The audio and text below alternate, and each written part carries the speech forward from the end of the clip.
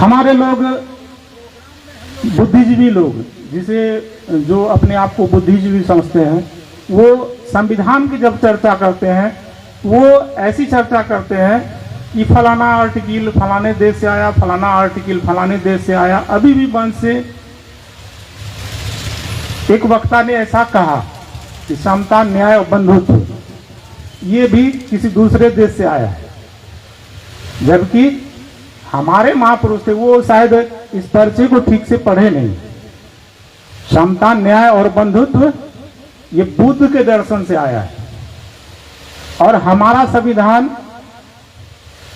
विश्व के पहले लोकतंत्र,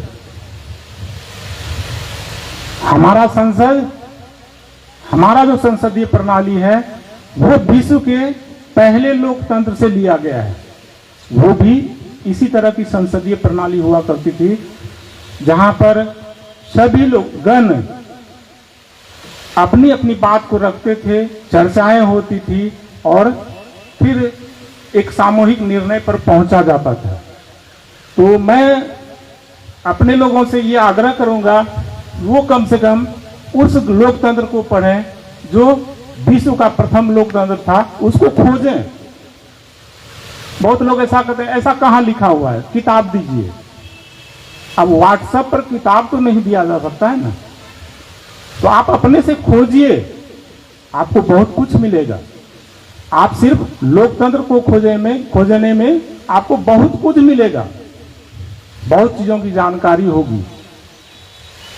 निश्चित रूप से भारत का संविधान जो है वो और कुछ नहीं, बुद्ध, फूले, अंबेडकर, पेरियार, ललई सिंह यादव, इन सारे महापुरुषों के विचार ही उसमें समाहित हैं। इस बात को हमें जानना पड़ेगा। और हमारे महापुरुषों का जो विचार है, समता, न्याय, बंधुत्व और स्वतंत्रता, ये चार चीज मुख्य रूप से इसमें समाहित है। संविधान में हमारे लोगों को सिर्फ आरक्षण दिखता है। क्या बाबा साहब ने लड़ाइयां, आंदोलन, अपना आंदोलन आरक्षण के लिए लड़े थे? बिल्कुल नहीं। लेकिन हम सुनी सुनाई बातों को फैलाना शुरू कर देते हैं बिना सोचे, बिना विचारे। बाबा साहब इंग्लैंड से जो लड़के लाए थे वो क्या था? पृथक निर्वाचन क्षेत्र। ये तो हमें पूना पैक्ट के द्वारा हम पर थोप दिया गया। अभी जो हमारा क्षेत्र आरक्षण जो है ये हमें पूना पैक्ट के द्वारा थोपा गया है, नहीं तो हमारा तो पृथक निर्वाचन क्षेत्र था जहां पर हमारे लोग 2 वोट देते। चलिए खैर, ये सब बहुत सारी बातें हैं, तो हम थोड़ी सी अपनी बात कहेंगे इस विषय पर। क्योंकि विचारधारा है यहाँ पर, फूले अम्बेडकरी विचारधारा है और संवैधानिक मूल्य है। तो फूले अम्बेडकरी विचारधारा और कुछ नहीं, समता, न्याय, बंधुत्व, स्वतंत्रता पर आधारित विचार ही फूले अम्बेडकरी विचारधारा है। इसको और व्याख्या करने की आवश्यकता नहीं है। और संवैधानिक मूल्य जो है ये हमें मूलभूत जो जीवन जीने के अधिकार हैं वो हमें प्रदान करता है।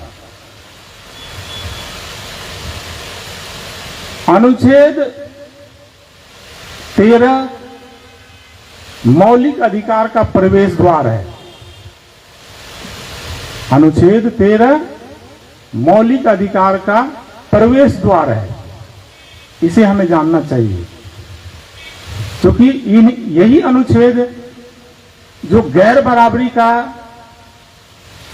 जो कानून है उसको शून्य करता है और फिर वहां से हमें अधिकार ही अधिकार संविधान ने दिए हैं। आज जो कुछ असामाजिक तत्व, जिसको मनोवादी ताकत कहते हैं, ब्राह्मणवादी ताकतें कहते हैं, ऐसे लोग संविधान की प्रतियों को जलाते हैं, क्योंकि वो जानते हैं कि संविधान में हमें कम, लेकिन हमारे बराबरी में लाने के लिए ज्यादा कुछ है, दूसरे को हमारे बराबरी में लाने के लिए बहुत कुछ है, इसलिए वो संविधान की प्रतियां जलाते हैं, और वो भी संसद मार्ग पर। तो हमारा जो काम होना चाहिए, अगर आप सचमुच में बुद्धिजीवी हैं, तो आपको समाज में जाकर जब भी मौका मिले, दिन में 1 घंटा, आधा घंटा, 10 मिनट, आप निश्चित रूप से उस संविधान की चर्चा करें, क्योंकि संविधान में जन्म से लेके मरने के बाद तक उसकी व्यवस्था की गई है। चाहे बच्चा गर्भ में आया, जन्म लिया, पढ़ाई लिखाई, उसका अगर पढ़ने लिखने के बाद फिर उसके व्यवसाय, रोजगार, नौकरियां, इन सब की व्यवस्था संविधान करता है, और मरने के बाद भी उसको कबीर अंत्येष्टि के रूप में राशि दी जाती है। ये संविधान हमें देता है,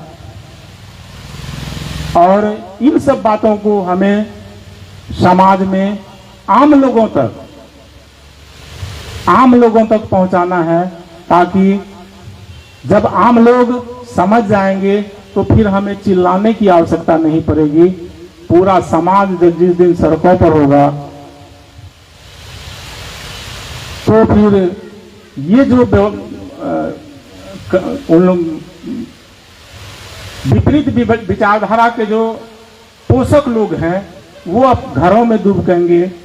और दूसरा फायदा ये होगा कि जब हमारे आम लोग, मूल निवासी, क्योंकि हम 85 हैं, 85% कहते हैं, 85% अगर सिर्फ जागरूक हो जाए तो लोकतंत्र में सड़क पर भी आने की आवश्यकता नहीं पड़ेगी, और वो 1 वोट, जो 1 वैल्यू, 1 वोट 1 मैन 1 वैल्यू, इसके आधार पर हम शासन सत्ता पर स्थापित होंगे, और फिर जो हमारा संविधान है हम उसे पूर्ण रूप से लागू करेंगे, और उस दिन सही मायने में हमारा समाज फूले अम्बेडकरीवाद पर आधारित होगा।